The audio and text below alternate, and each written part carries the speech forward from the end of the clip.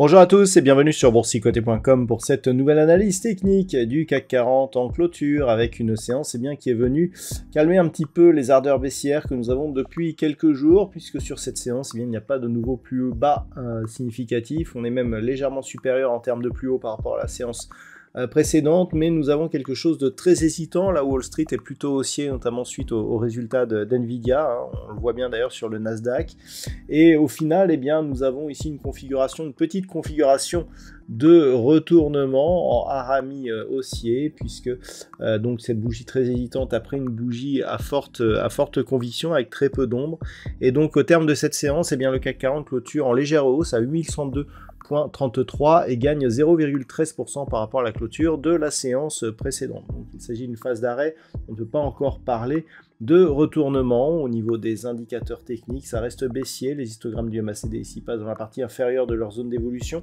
le RSI est lui totalement neutre, et sur cette séance de hausse hésitante, on a des volumes inférieurs à la moyenne, ce qui laisse encore présager une possible poursuite du mouvement baissier. Au niveau du palmarès des valeurs, nous avons quelques belles hausses aujourd'hui, à l'image de Capgemini qui gagne 2,75%, ou Publicis Group plus 1,86%. Derrière, Legrand, Saint-Gobain ou Safran sont sur des hausses proches de 1,5%.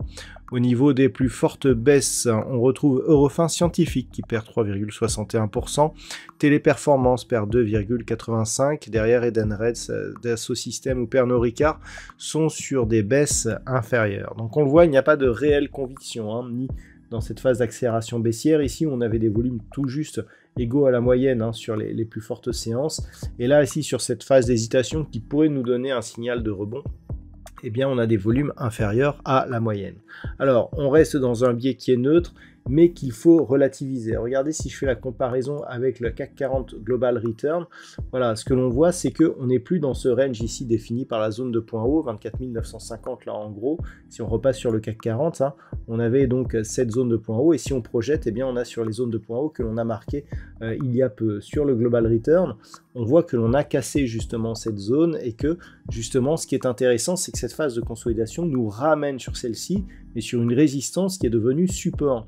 Donc c'est pour ça que je vous dis que du point de vue du cash, effectivement on a l'impression que c'est neutre, mais on a toujours une conviction haussière qui existe, puisque si on réintègre le CAC 40, dans le CAC 40 les dividendes, on se rend compte qu'en fait il n'y a pas de perte de valeur, et que les cours ont continué ici à monter. Donc c'est plutôt positif. Sur ce Global Return, ce que l'on voit, c'est qu'on a une attaque vol supérieur, un retour en consolidation sur une ancienne zone de résistance qui agit comme zone de support, et au-dessus de la moyenne mobile 20 exponentielle. Donc tout cela est plutôt haussier, hormis les volumes qui sont absents, mais en tout cas, si on n'avait pas ces dividendes, on serait toujours dans une configuration haussière, un peu comme ce que nous avons d'ailleurs sur le DAX. Donc maintenant, si on revient au CAC 40, certes, on n'a pas de nouveau plus haut, mais la zone aussi, cette zone, j'attire votre attention là, cette zone des 7910 points, par contre, elle est cohérente, puisque lorsque l'on place sur le Global Return, on voit ici, c'est ce qui correspond à cette zone des 23 972, on a ici cette zone de point bas, ici ce point bas, et on voit qu'on en est très très loin, et pourtant c'est le point bas qui nous donnerait un signal de retournement de tendance, puisque c'est le dernier point bas significatif de la dynamique haussière.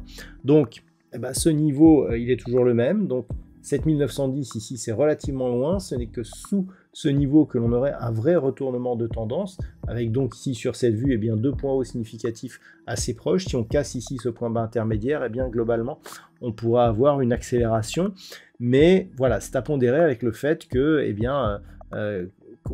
du point de vue, si on réintègre les dividendes, on est toujours dans une dynamique haussière. Alors, par rapport à cela, ce qu'il va falloir observer, c'est toujours cette zone ici des 8092 points. Hier, je vous avais dit qu'il fallait surveiller ce niveau. On n'a pas totalement fini de combler ce gap. Alors, ce niveau a encore agi comme support. Donc, le fait que ce gap ici haussier, qui était un gap de continuation, là, on avait un gap d'essoufflement. Le fait que ce gap ici de continuation ne soit pas totalement comblé et qu'il agisse comme support est plutôt un signal positif. La moyenne mobile 20 exponentielle, on a vu que si on tenait compte des dividendes, eh bien on était toujours plutôt au-dessus. Donc pour l'instant, l'opinion reste haussière, hein, malgré justement cet effet de calcul que l'on a ici sur le cash.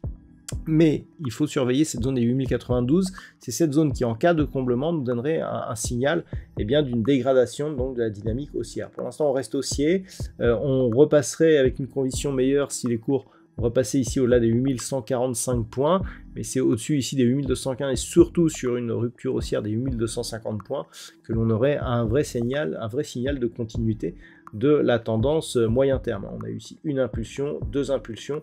On attend la troisième, pour l'instant elle n'arrive pas.